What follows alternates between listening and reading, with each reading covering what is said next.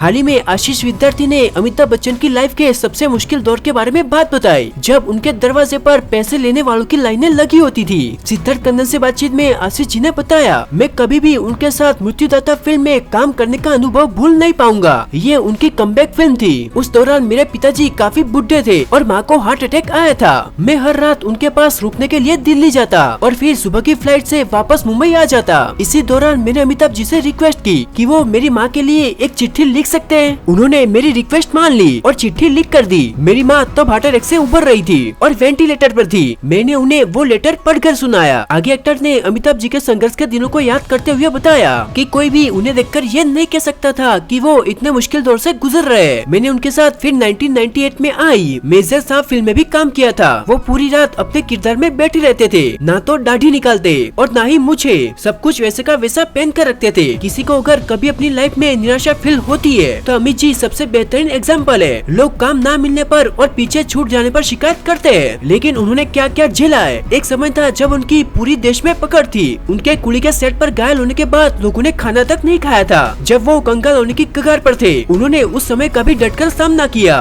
कभी किसी के आगे किसी बात का रोना नहीं रोया। दोस्तों, ये तब की बात है जब बिग बी की ABCL यानी Amitabh Bachchan corporation limited company घाटे में चल रही थी। तब वो काफी स्ट्रगल कर रहे थे। वो उस घाटे में अपना बंगला भी खोने वाले थे, क्योंकि उनकी सारी प्रॉपर्टी एक साथ अटैच थी और जया बच्चन और बिग बी ने गलती से पर्सनल गारंटी भी दे दी थी, जिसे वो अपना सबसे गलत फैसला मानते हैं। अमिताभ जी ने इस बारे में कहा भी था कि हमें किसी ने अच्छे से तब फाइनेंशियली एडवाइस नहीं दी थी, सिर्फ आश्वासन दिया कि कुछ नहीं होगा, इसलिए हमने बेफिक्र होकर पर्सनल गारंटी वाले पेपर साइन कर दिए थे।